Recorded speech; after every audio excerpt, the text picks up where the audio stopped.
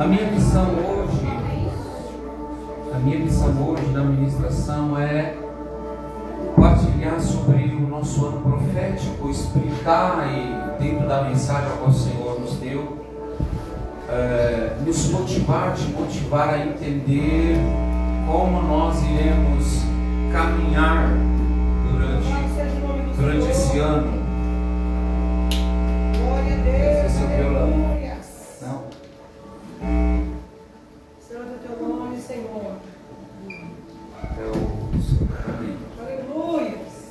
Então, o nosso objetivo hoje é esse. Vou falar sobre o ano profético da presença, que está baseado no nosso livro 1 Crônicas, capítulo 13, versículo 3. Glória a Deus. Amém? Mas antes eu quero chamar aí a minha esposa para orar por mim. Amém?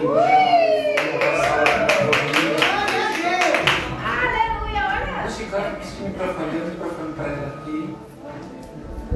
Você vai arrumar, tá? Tem que tirar o adulto. A paz. Aleluia. Antes eu vou pedir para os irmãos virem mais para perto um pouquinho. Os irmãos estão tudo longe ali, ó. Fica mais pertinho, gente. Fica melhor. Amém? Senhor, eu quero te agradecer, Pai, pela vida do seu filho, Senhor. Pai, aqui está o teu filho, Pai, ao qual, Senhor, tenho visto, Senhor, que tem te dedicado, Senhor, para estar aqui, Senhor, nesta noite, para fazer a tua palavra, Pai. Ao qual o Senhor já falou ao coração dele, Pai. E eu senti, Senhor, um pouco ali quando o Senhor estava, Pai, entregando tudo que ele tem hoje, Pai, para entregar aqui, Senhor. E eu ali, Senhor, sentada, ouvindo ele escrever, ouvindo ele dar glória a Deus, eu senti a tua presença. E desta forma, Pai, eu quero que a tua igreja, nesta noite, Senhor, saia daqui, Senhor, cheia da tua presença, Pai. Através da palavra que o Senhor revelou ao coração do teu servo, Pai. Porque eu sei, Pai, que grandes coisas tem o Senhor para fazer nesta noite, através da vida do teu filho, Pai. Então, usa ele como instrumento, Senhor. Usa ele, Senhor, como uma flecha, Pai, aos nossos corações com a tua palavra, Pai. E eu te peço, Espírito Santo de Deus, envia teus anjos ministradores nesta noite, Pai. Já, Senhor, guardar os nossos corações, guardar a nossa mente, Pai. Para que nada, Senhor, caia, Senhor, fora, Senhor, do nosso coração. E nada que seja lançado do céu, Pai. Fique, Senhor, ao vento, Pai. Mas que nós possamos pegar, Senhor, a tua porção nesta noite, Pai. Eu te peço em nome de Jesus, Pai. Como mais uma vez, Senhor, nós estamos na tua casa, porque nós acreditamos, Pai. E sabemos, Senhor, que saímos daqui hoje diferente, Senhor. Porque nós estamos vivendo um ano, Senhor, da tua presença, Pai. Então, Senhor, usa, Senhor, teus filhos em nome de Jesus. Amém.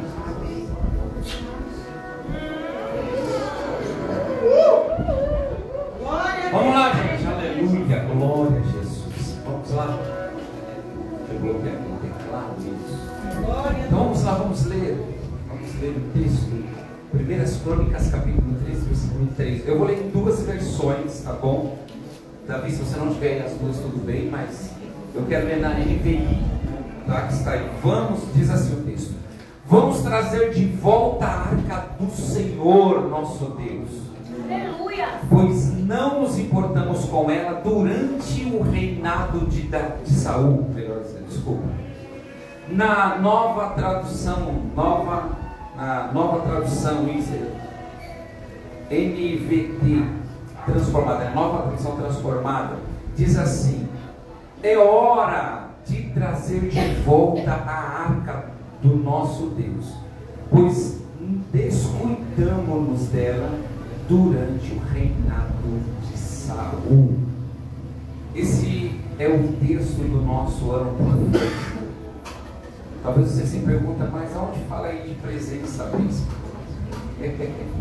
Você vai entender com o passar dos textos quando for ministrado. Esse texto é o nosso texto-chave, tá? Esse texto vai imprimir-nos um pouco da história sobre a Arca da Aliança.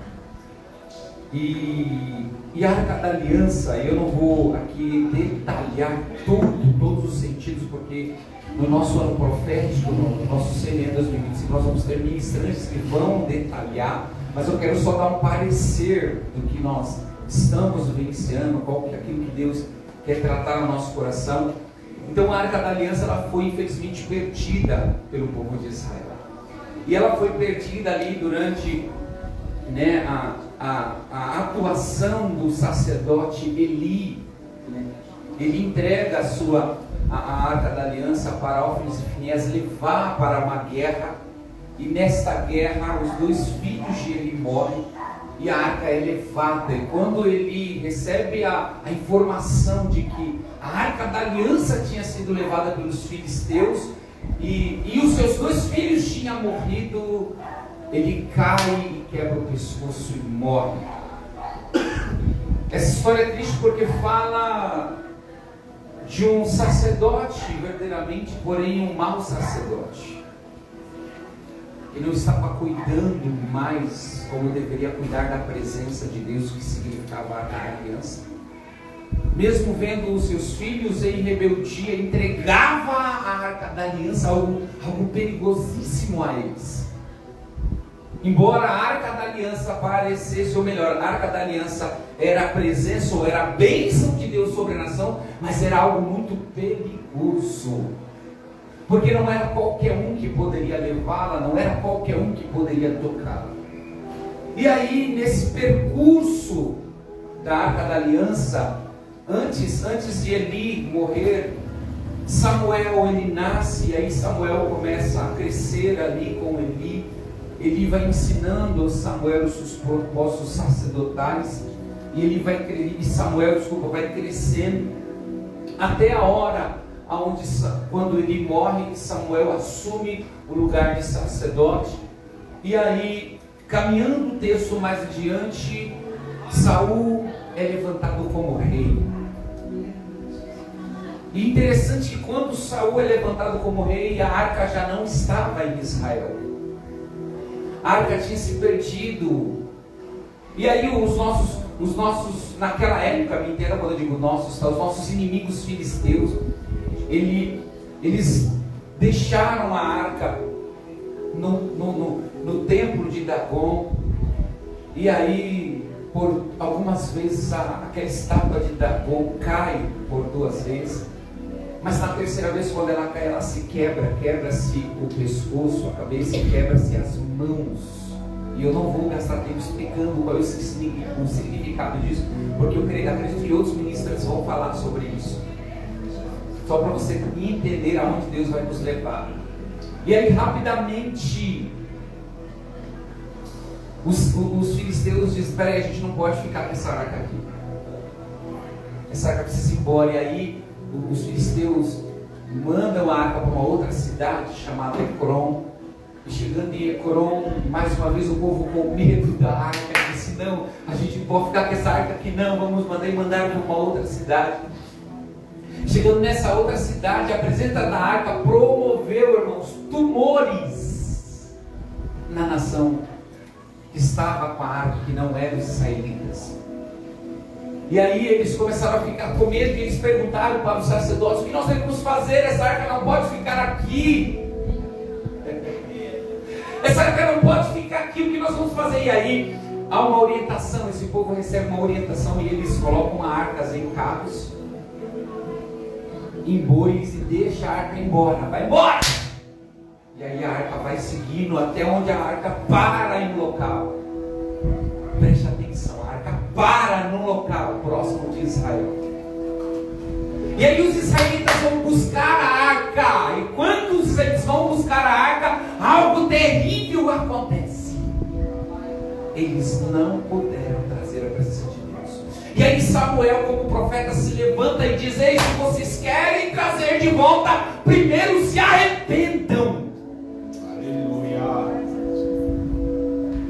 Nós estamos falando, Geni, da presença de Deus. Aleluia.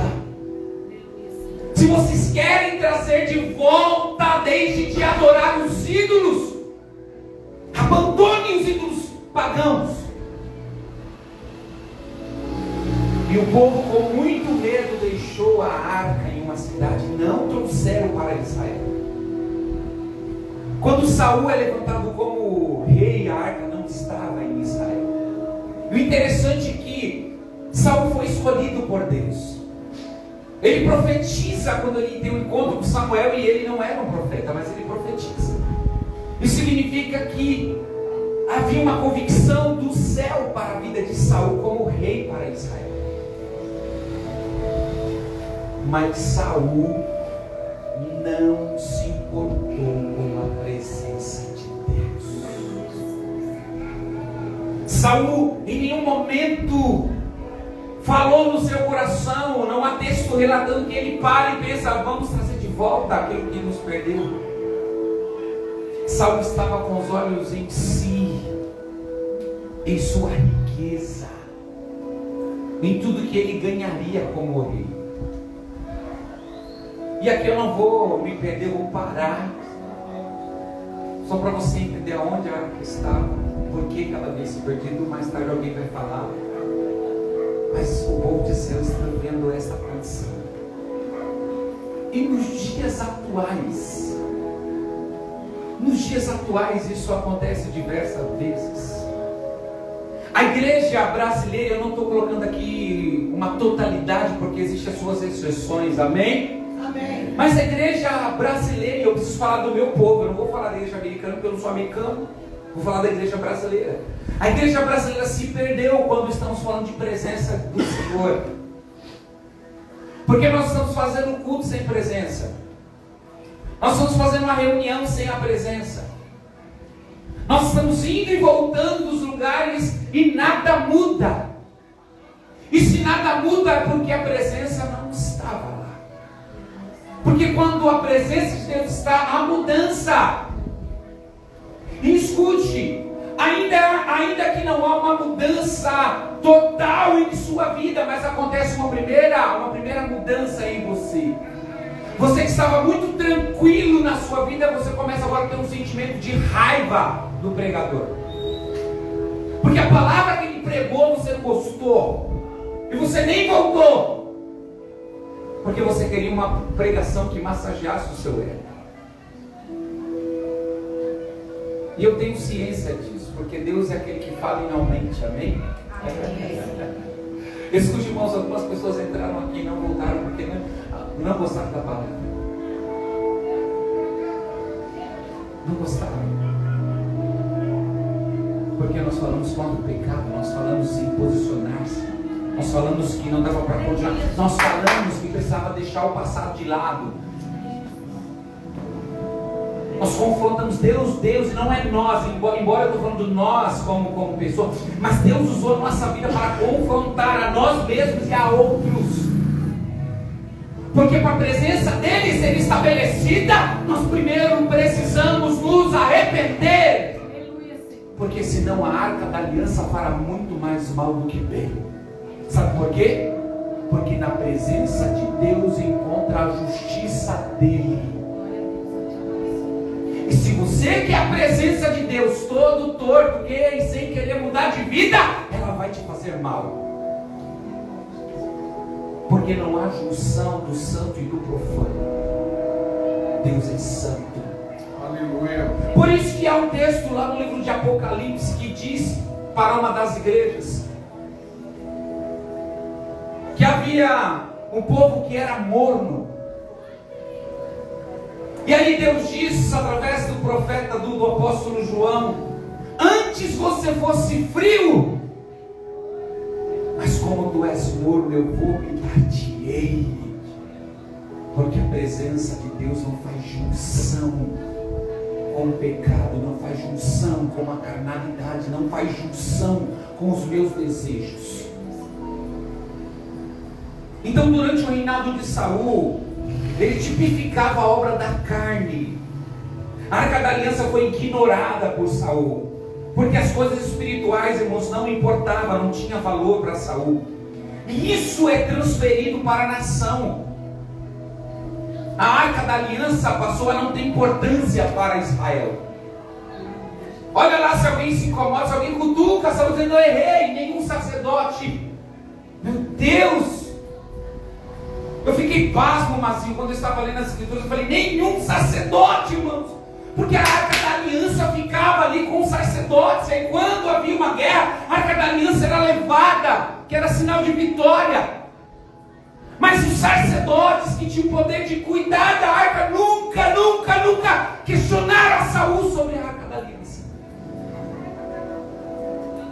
Todos se calaram até o dia da sua morte. Quando Saul morre, Deus levanta um novo. Quando Saul morre, Deus levanta um novo. E aí esse novo, ele não se preocupou com a riqueza, não se preocupou com as influências de amizade que ele poderia fazer. Ele se preocupou primeiramente em trazer de volta a arca da aliança. Esse texto nos demonstra, irmãos, que é possível, escute, é possível perder a presença de Deus ainda nos nossos tempos modernos. Olha lá, tinha vitória na Geri, no reinado de Saul. Teve algumas guerras perdidas, mas teve guerras ganhas. Teve coisas boas no reinado de Saul, mas a presença de Deus não estava com ele. Isso significa que a falha de Saul já era premeditada, assim, aquilo que era mais precioso para Israel. Então é possível, escute, é possível eu e você perder a presença de Deus e virmos para a igreja vazios, ocos. Vimos porque nós precisamos vir. Vim porque eu preciso buscar uma palavra. Vim porque eu preciso satisfazer o meu coração. Vim porque eu estou tão necessitado. Mas onde está a presença de Deus? Aonde está a presença de Deus na minha e na sua vida? Aleluia. Então é possível perder a presença de Deus estando dentro da igreja. As coisas acontecendo, parecendo que está tudo certo, Lelis. É possível perder a presença.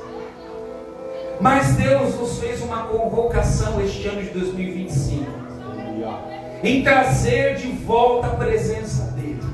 Aleluia. Isso é extremamente profético e apostólico para os nossos dias. E este é o propósito do nosso ano profético, de trazer de volta a presença. Que o que reine na nossa igreja não é aquilo que eu quero, não é aquilo que você quer, não é aquilo que A quer, não é aquilo que B quer. O que reine nesta igreja é aquilo que Deus quer para os nossos dias. Glória a Deus. Que a vontade dele de fato seja estabelecida.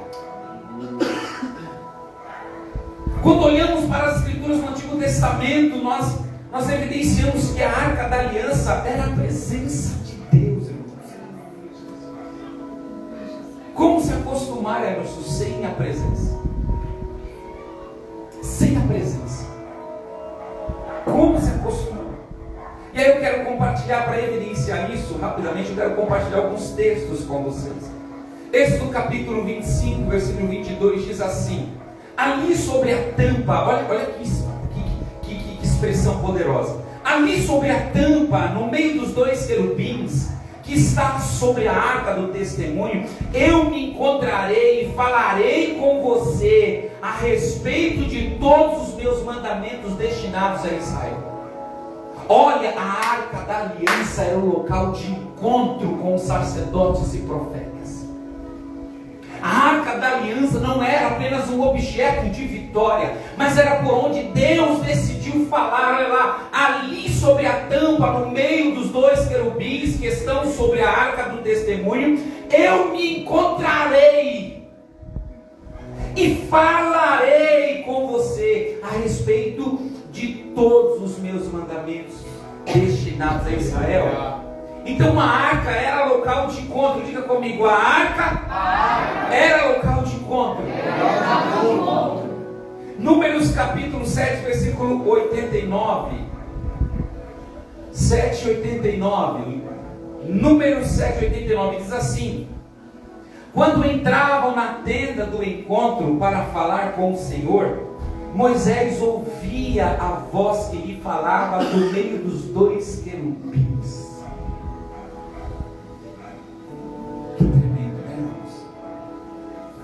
poderoso.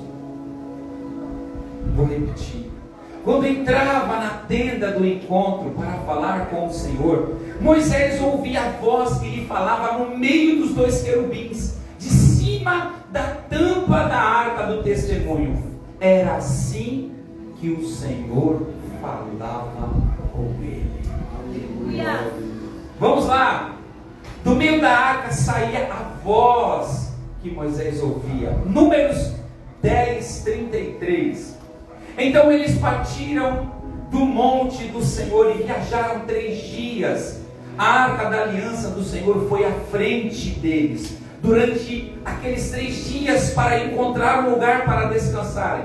A nuvem do Senhor estava sobre eles de dia, sempre que partiam de um acampamento, sempre que a arca seguia adiante. Olha, sempre que a arca seguia adiante, Moisés dizia: levantem-se, o Senhor, ó Senhor, sejam espalhados os céus, sejam espalhados os teus inimigos, e fujam de diante de ti os teus adversários. Sempre que a arca repousava, ele dizia: volta, ó Senhor, para os incontáveis milhares de israelitas. Então, de fato, a arca representava o local de habitação da presença de Deus. Sempre que a arca saía, o povo também se movia. E de fato ela representava a presença de Deus. Vamos para outro texto. Quero que você se alimente aí para você entender que não é uma movimentação de um pastor, mas é Bíblia. Números 17:1. Segura que esse é extenso, tá? O Senhor disse a Moisés: peça aos israelitas que tragam 12 varas, uma de cada líder das famílias patriarcais. Escreva o nome de cada líder em sua própria vara, e na vara de Levi escreva o nome de Arão, pois é preciso que haja uma vara para o chefe de cada família patriarcal. Depositem-nas na tenda do encontro, na frente da arca das tábuas do testemunho, onde eu me encontro com vocês. A vara daquele que eu escolher florescerá, e eu me livrarei dessa constante queixa dos israelitas contra vocês. Assim Moisés falou aos israelitas e aos seus líderes. Deram-lhe 12 varas, uma de cada líder das famílias patriarcais, e a vara de Arão estava entre elas. Moisés depositou as varas diante do Senhor na tenda que guarda as tábuas dos testemunhos. No dia seguinte, Moisés entrou na tenda que guardava as tábuas do testemunho e viu que a vara de Arão, que representava a tribo de Levi, tinha brotado, produzindo botões e flores de amêndoa. Então Moisés retirou todas as varas da presença do Senhor e as levou a todos os israelitas. Eles viram as varas e cada líder pegou a sua. O Senhor disse a Moisés: ponha de volta a vara de Arão em frente da arca das tábuas dos testemunhos, a fim de ser guardada como advertência para os rebeldes. Isso porá fim à murmuração deles contra mim, para que não morram. Moisés fez conforme o Senhor lhe tinha ordenado. Você não precisa, irmão. Sabe o que eu vejo nesse texto? O texto das varas, ela é uma comparação de levantamento de um chamado. A presença de Deus em nossas vidas separa-nos para um chamado. A presença de Deus nas nossas vidas nos separa para vivermos algo maior, algo estabelecido por Deus. Então a presença de Deus não é algo. E aí eu quero declarar que você não precisa. Como nós estamos vendo muitas igrejas com muito misticismo, você não precisa da capa. Você não precisa do talit. Ou talit, né? Como muitos dizem. Não, eu vou pregar agora só com talit. O talit não é para pregar, irmãos. O talit é para orar. O talite não é para você jogar no povo. O talite é para você orar, para você entrar no seu quarto, jogar sobre você e ficar ali, orando. Porque o talite significa entrar em um outro ambiente. Ele não é uma capa profética.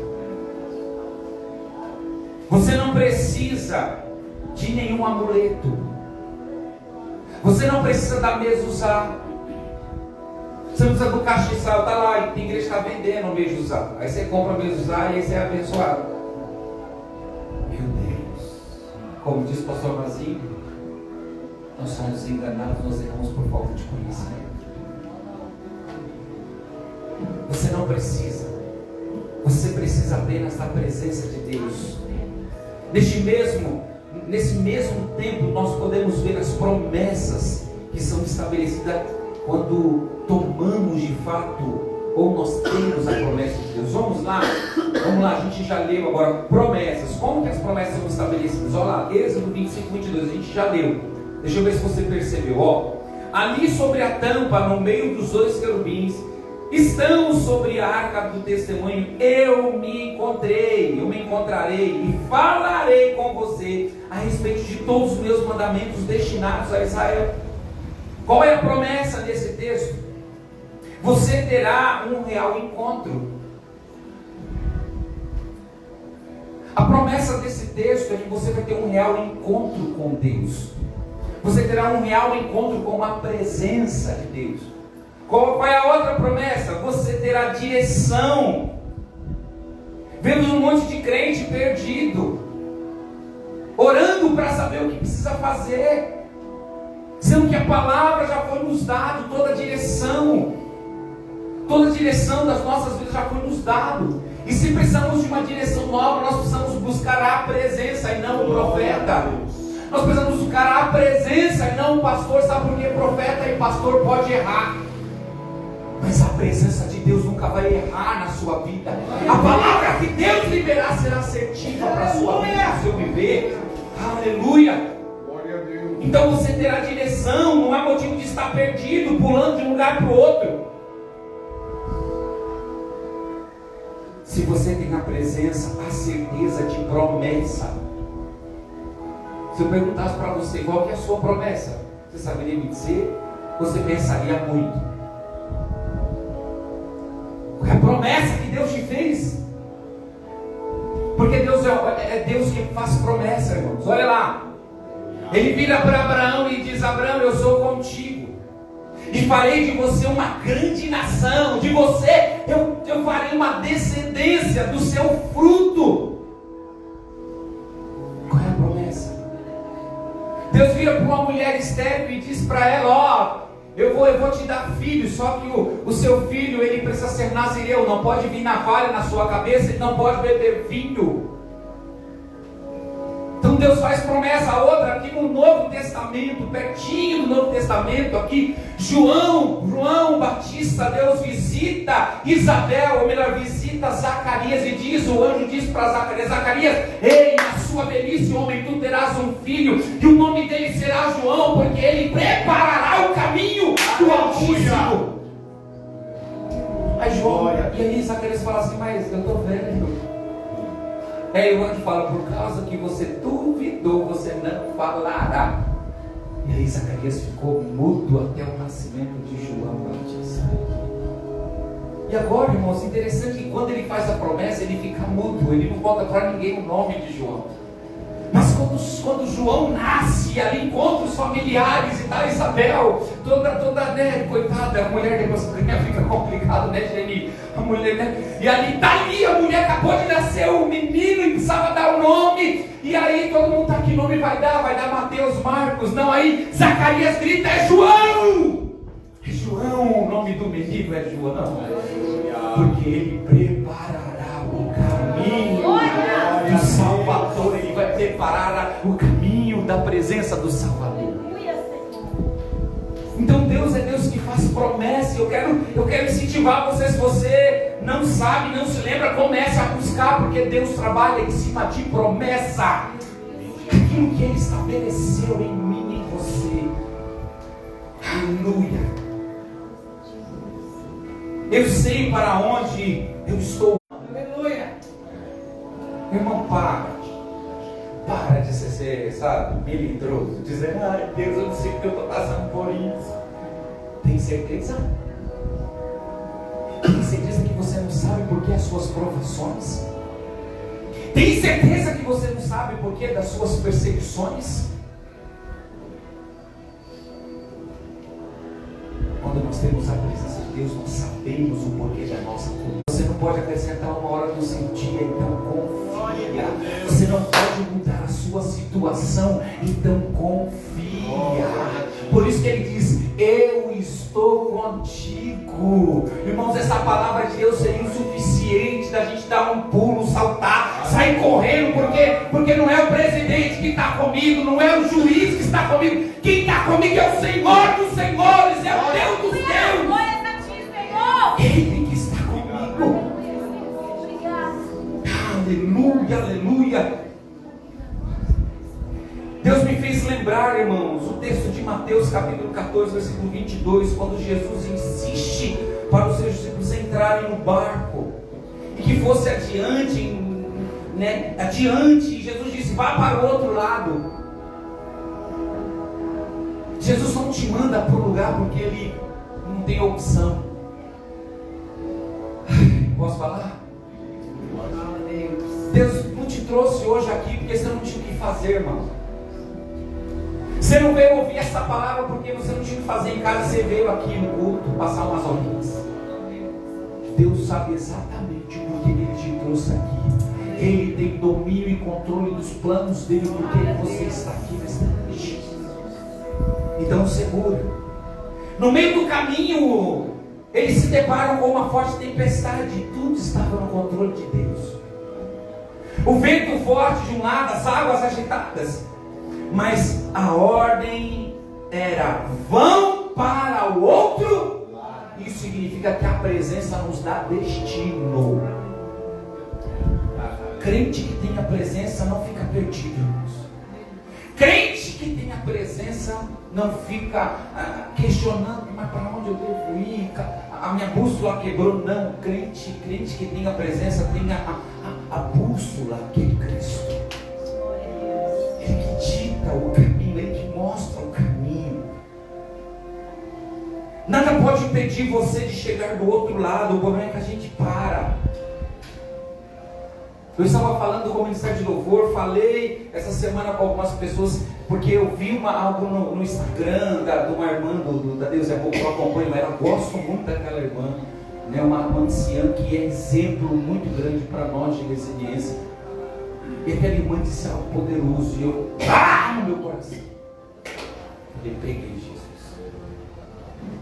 O segredo, irmãos, para não falhar, o segredo para não parar, o segredo para não desistir é perseverança. E ela diz o porquê que precisa ser perseverante. Porque o seu destino não é ganhar uma casa. O seu destino não é comprar um carro. O seu destino não é ser curado de uma enfermidade. O seu destino é o céu. Então você precisa ser perseverante até que Cristo venha. Você precisa esperar, arder no seu coração, porque eu creio que em poucos dias, ou em poucos meses, ou em poucos anos, não sei, o Senhor quem sabe, porque Jesus disse que só o Pai sabe, mas eu creio que logo mais o Senhor vai estar chamando a sua igreja, e nós seremos arrebatados e encontrar com nós. Glória a Deus. Aleluia, Deus. E todo o nosso sofrimento, toda a nossa dor, toda a nossa incapacidade, todos os anos que a gente lutou contra algo e falando, Jesus, eu não consigo, tudo isso terá acabado, porque nós nos encontraremos com Ele. Aleluia, aleluia. Então Deus lhe faz uma promessa. Se é para chegar do outro lado, insista no nome de Jesus. Às vezes você escuta escuta Deus falando ao seu coração nesta noite. Às vezes você começa algo, mas no meio do caminho você volta. Deus diz: não! Continua. Persevere. Aguente. Porque foi Ele que estabeleceu a promessa. Então, enquanto você não chegar no fim, não para, não volte. Você precisa chegar no destino que Deus te falou. Você receberá direção quando você tem a presença. Você saberá para onde você está indo. Você terá direção. Você não pode estar perdido, pois a presença traz a promessa de direção. Você sabe o que deve fazer ou não? Será que hoje você está perdido e é por isso que Deus está falando?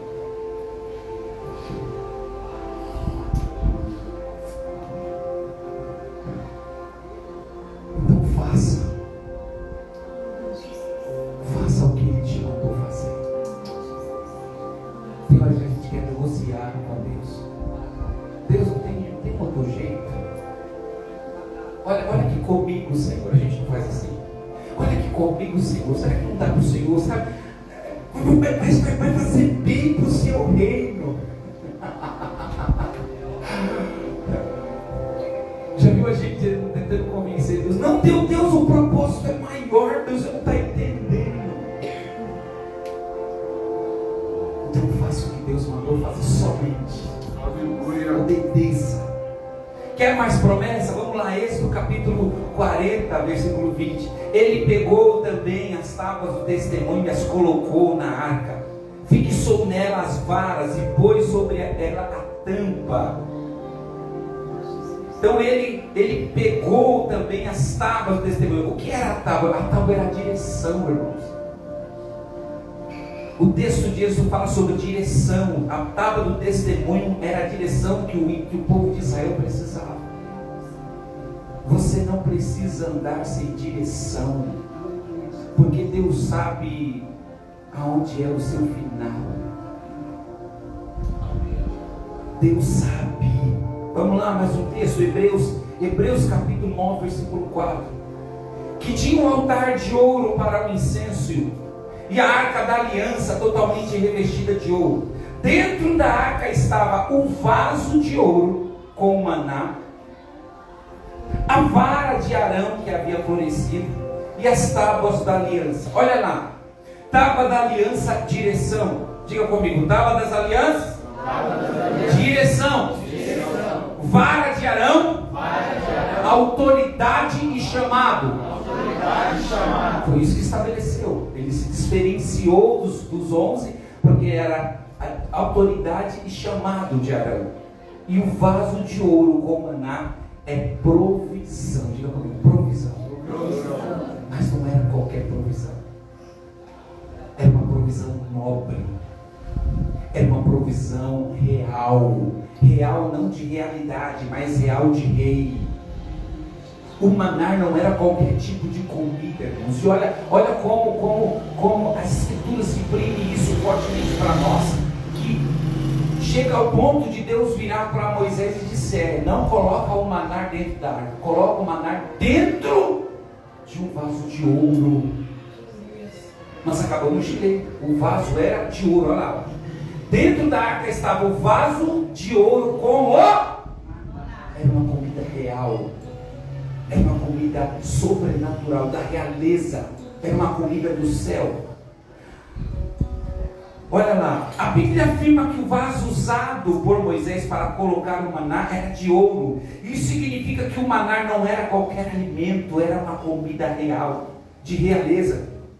Nós tivemos reis poderosos que nunca experimentaram do maná. O maná foi um alimento vindo do reino de Deus, dos altos céus para o povo de Israel. Então quem tem a presença tem um alimento divino que poucos podem comer. Poucos, só o povo de Israel pôde experimentar do maná. Vamos lá.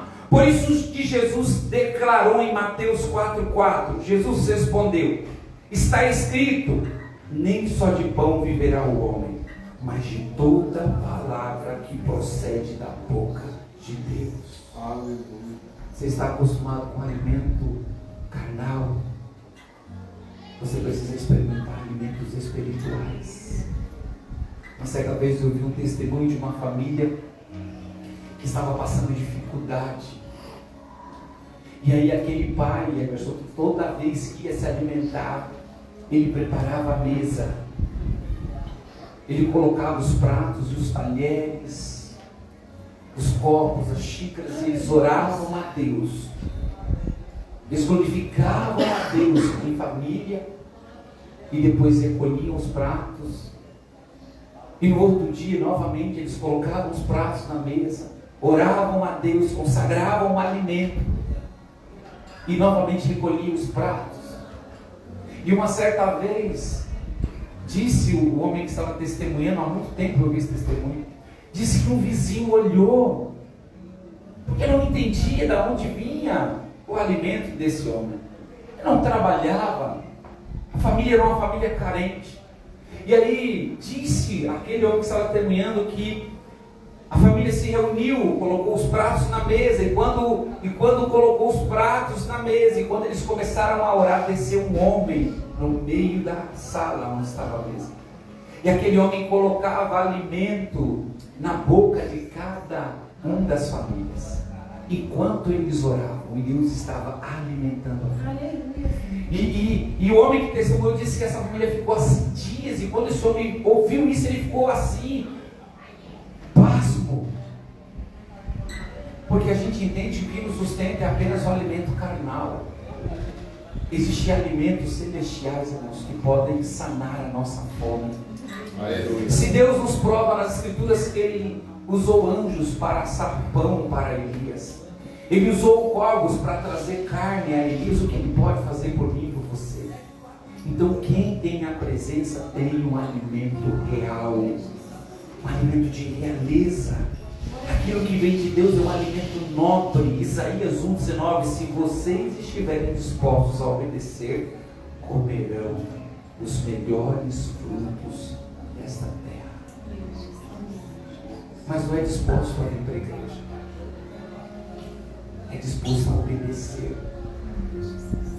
Irmãos, quantas vezes a gente entra e sai de culto e continuamos desobedientes? Nós não obedecemos a palavra de Deus. Nós estamos vivendo uma outra vida fora da igreja, uma outra vida dentro das nossas casas. Escute, esse ano Deus marcou para mudar a história da sua vida, concernente quem você é. Ele quer mudar nós de dentro para fora. Então eu falei de presença, falei de promessa, agora eu quero falar de poder. A palavra poder, ela é transliterada como unção. A palavra poder, ela é transliterada como unção. A arca da aliança carregava a unção de Deus. Por isso tudo era feito a partir da arca. Ela estava à frente, conduzindo tudo. A mudança dos arraiais, as guerras, as festas, tudo era a partir da arca da aliança. Há uma diferença entre poder e unção. Olha lá, isso aqui é importante. Quando recebemos o poder de Deus, podemos falar em línguas. Amém? Quando recebemos o poder de Deus, podemos cair no chão pelo poder. Quando recebemos o poder de Deus, nós podemos sapatear no poder, dançar no poder, cantar no poder, podemos profetizar no poder. Você pode fazer tantas coisas no poder de Deus. Agora escute. O poder geralmente é usado em conjunto com a palavra de autoridade. Você nunca vai viver poder sem palavra. Para nós vivermos poder é preciso algo chamado palavra, porque é a palavra que vai ativar o poder na nossa vida. Quando Jesus chama os discípulos, e é o que eu vou ler, quando Jesus chama os discípulos e envia os 12 discípulos para profetizar, para curar, Jesus estava liberando sobre os seus discípulos poder Diga comigo, Jesus estava liberando poder. Naquele momento não era unção, era poder, porque eles estavam debaixo de uma palavra. Jesus falou: eu vos dei poder e autoridade sobre serpentes e escorpiões, sobre enfermidades, sobre espíritos malignos. Então os discípulos, eles foram conduzidos pela palavra de poder que Deus liberou sobre eles. Depois, mais à frente, nós vamos ver em Lucas, não precisa colocar, novamente Jesus enviar 70 apóstolos, 70 discípulos, com a mesma palavra de poder. Agora escute, a palavra autoridade é sinônimo de poder. Então, quando Deus liberou poder para expulsar demônio, Ele liberou autoridade. Então eu posso muito bem, escuta, inspirado pelo Espírito Santo, dizer para você: ó, vai lá e você tem poder para fazer isso hoje. E você vai lá e você vai orar e vai tudo acontecer, porque você está debaixo de uma palavra de autoridade. Aleluia. Agora preste atenção. O nosso Deus, Ele não quer apenas nos dar poder sobre a palavra. Porque Jesus, mesmo depois de ter dado poder e autoridade aos seus discípulos, Jesus entendia que eles precisavam agora ser cheios de unção. Eles não conseguiriam agora apenas atuar em autoridade, atuar em poder. Eles precisavam agora estar cheios de autoridade, cheios de unção, melhor dizendo, e não de poder. Olha lá, Lucas 24, 49. Eu envio vocês a essa promessa do meu Pai, mas fiquem na cidade até serem revestidos de poder do alto. Eu fui atrás para entender o que era esse revestido de poder, porque Jesus já tinha liberado o poder, mas Jesus tinha liberado a eles a autoridade para fazer e para exercer o ministério. Mas eles precisavam agora receber a unção de Deus para viver uma vida no ministério. Não era apenas para fazer algo. Então olha lá, revestimento de poder do alto. Eles não receberiam uma porção para alguns dias apenas. Agora eles seriam revestidos. A palavra revestido significa coberto. Agora eles seriam, vem aqui, olha. Agora eles seriam cobertos. Não era mais o poder de autoridade. Eles seriam cobertos. Autoridade. Agora onde eles andariam, por onde eles passeariam, aonde o Senhor enviasse, ele estaria com a presença de Deus. Aleluia! Não era mais ficar errando. Não era mais uma palavra de ordem que foi liberada. E aí a gente foi todo feliz. Não, Jesus liberou uma palavra, eu vou lá. Não, agora ele falou: vocês precisam ser revestidos, cobertos. A palavra revestido também significa vestir-se. Ou seja, agora não dá para tirar mais. Aleluia. Agora é sua, faça uso. Caminhe com ela. Agora é sua, esse revestimento é seu. Nos dois textos que nós lemos, Jesus pulou, peraí, revestir-se. Agora Jesus não estava emprestando algo a eles. Jesus estava dando. Glória a Deus. Quando Jesus envia os discípulos, lá no envio dos 12, depois dos 70, Jesus estava emprestando a sua autoridade. Agora Jesus fala: não, agora eu estou dando, não é mais um empréstimo. Agora eu estou dando revestimento a vocês. A unção, ela agora estaria neles. Nos dois textos que lemos, Jesus, ele deu poder mediante a sua palavra, mas agora eles seriam cobertos pelo poder do alto, porque ele diz revestimento, o texto diz revestimento do alto. Olha lá o texto: eu envio a vocês a promessa do meu Pai, mas fiquem na cidade até serem revestidos do poder do alto. Não é mais a minha autoridade terrena, é o poder do alto. Vai vir algo do alto. Era uma cobertura que viria do Pai e do Espírito. Agora era uma unção que estava neles e era deles. Isso é sério, irmãos. Diga, estava com eles. Estava com eles. E era deles. E era deles. Agora preste atenção. Toda a unção derramada sobre a sua vida, Deus vai te cobrar, porque Ele te deu para algo. Eu vou repetir. Toda a unção derramada na sua vida, Deus irá te cobrar. Porque muito é dado, muito é requerido. Se foi derramada uma unção sobre você, Deus vai lhe cobrar por ela. Glória a Deus. Meu Deus, é não? Glória a Deus. Aleluia. Eu também não pedi, irmão. Você falou no seu coração, mas eu não pedi nada. O ouvido de Deus está próximo da sua boca, viu? Eu não pedi nada. É verdade, você não pediu. Eu também não pedi, não. Mas é Ele que decidiu nos cobrir, né, Anne? Fica aí, Anne, eu já te libero. Deus havia dado a unção aos discípulos.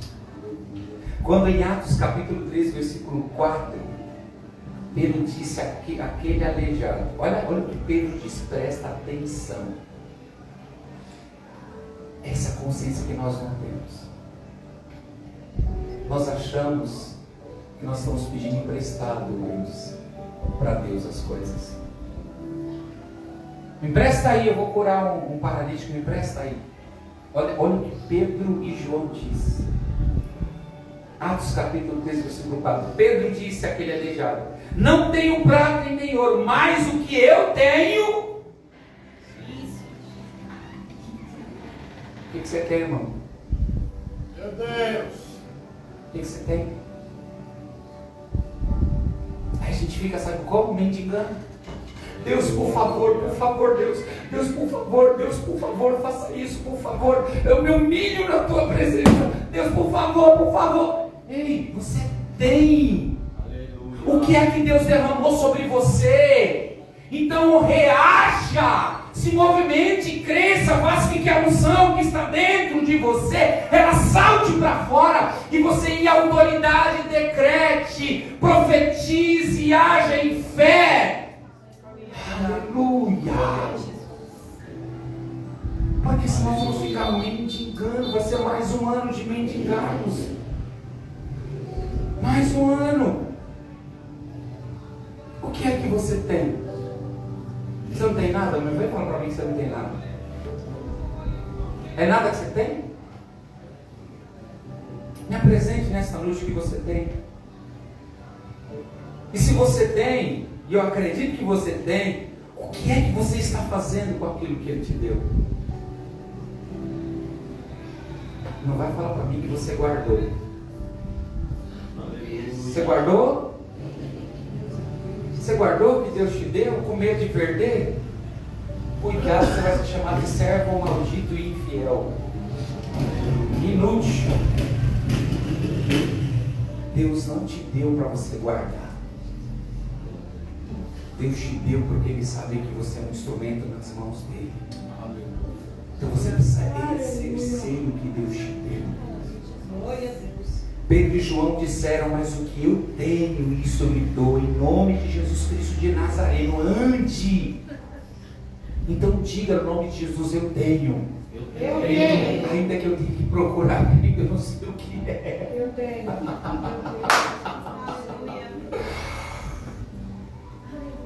Porque não é assim, irmãos. Talvez eu estou falando aqui, você está: meu Deus, o que é que eu tenho? O que é? Deixa eu liberar ele. Anne, desculpa, Anne. Deixa eu liberar você. Você já está coberto, tá bom? Você tem a unção. Obrigado. Dá uma salva de palmas pela vida.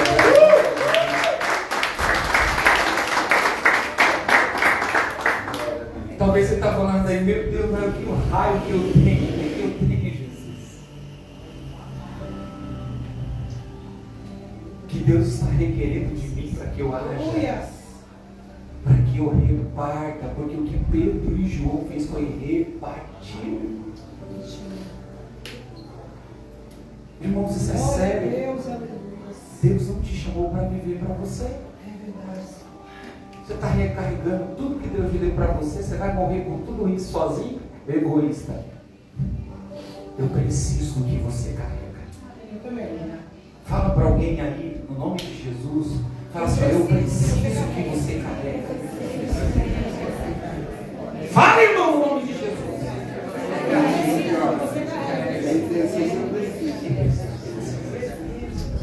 Glória a Deus.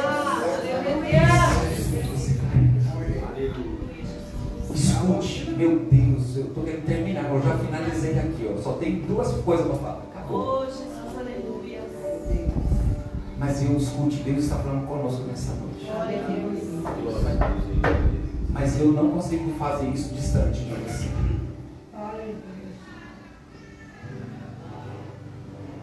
Eu não consigo receber o que você tem distante se eu não sentar com você, se eu não estiver próximo de você. Para você dar, meu filho, para mim o que você tem, eu preciso estar com você. Você precisa estar sentado comigo e eu sentado com você. Precisa ter comunhão uns com os outros, irmãos.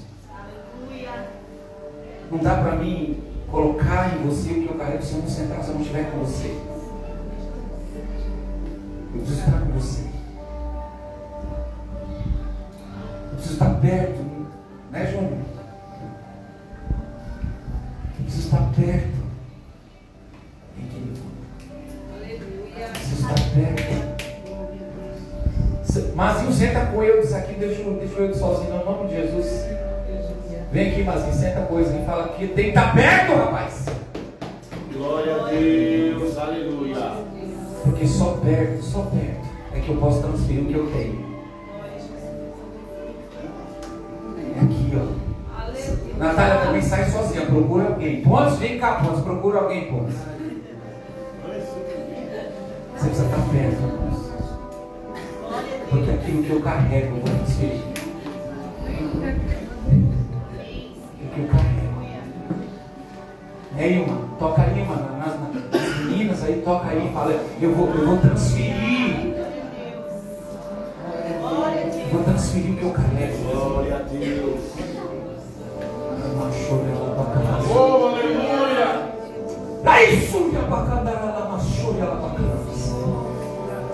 Oh, aramato cocio camanda quieto sorobari. Ramasuga monre amaia cuia suga matiasiata. A igreja minha, escute nessa noite assim, diz o Eterno. Daí suque minha boca corria socanare. Há um tempo de unidade que eu estou convidando o meu povo. Daí suque a docica mondocai dessa. Eu trarei, eu ajuntarei aquele que estão dispersos. Há uma notícia no meu reino. Eu ajuntarei aqueles. Eu ajuntarei. Oh. Eu ajuntarei, o Senhor diz, eu ajuntarei. Não é tempo de caminhar sozinho. É tempo de comunhão, é tempo de repartir do pão, é tempo de entrega. E a soco comanda e a seai. É o tempo da minha presença ser derramada. Mas quando os corações endurecidos por decepções, eu vejo cada um, eu conheço cada um de vocês, assim diz o Eterno. Eu conheço e sou do coração. Mas eu estou preparando, eu estou tirando a solidão. Eu estou tirando a solidão dos vossos corações. Aleluia! Porque eu quero comunhão, eu quero unidade, assim diz o Eterno.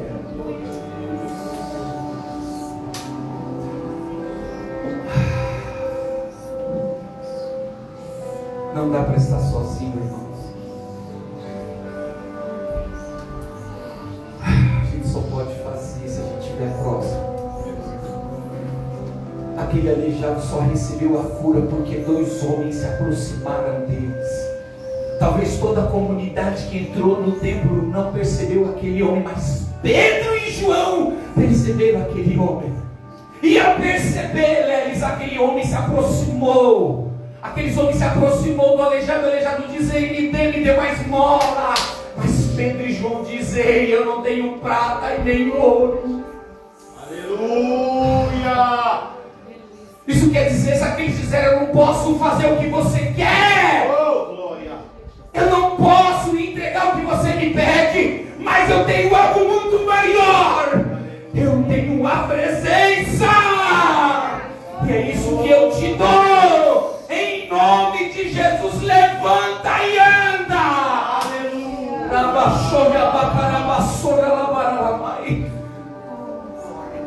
Levanta e anda. Talvez escute o Senhor fala no meu coração. Talvez você esteja aleijado. Você está paralisado. E nesta noite você se encontrou com Jesus. E Jesus hoje está pegando na sua mão e está dizendo: ei, não é riqueza que eu vou te dar, não é aplauso nem fama que eu vou te dar, não é casa e nem apartamentos eu vou te dar, não vou te dar, mas eu te darei a minha presença, eu derramarei a minha presença. Você precisa da presença dele. Você não precisa de nada, irmãos. Você não precisa de nada, porque se você tiver a presença, você tem tudo.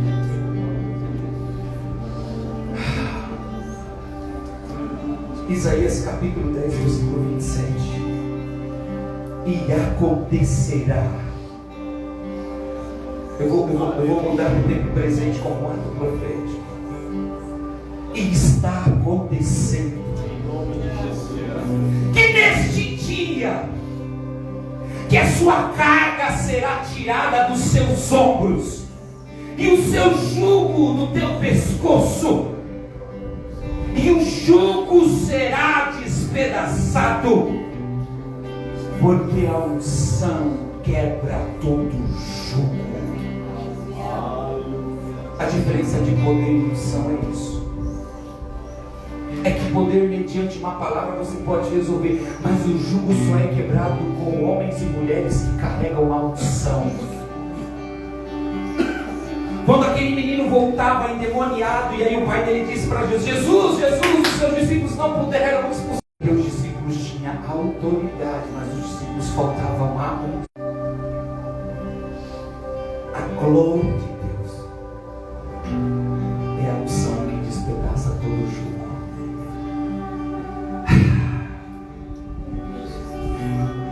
Eu quero acabar.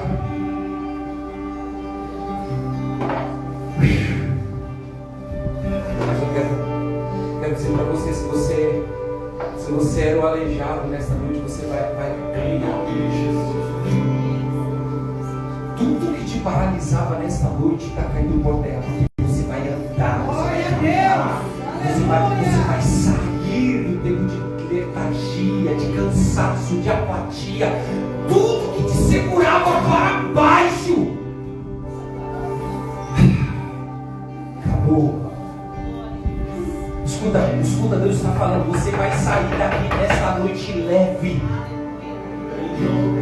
porque Deus tirou o jugo. Glória a Deus. Deus nesta noite tirou o peso que estava sobre a sua vida. Todas as acusações, escute, todas as acusações, todas as falácias que eram contra a sua vida, Deus removeu nesta noite. Porque eu quero declarar como declarou Pedro e João: eu não tenho nem prata e nem ouro, eu não posso apagar o que te falou, mas em nome de Jesus eu compartilho aquilo que eu tenho. Então levanta e anda, sai do seu lugar e vem aqui à frente, eu quero orar por você. Glória a Deus. Aleluia. Se você quer acabar com as acusações, sai. Santo, santo, E eu encerrei. Aleluia. Meu Deus.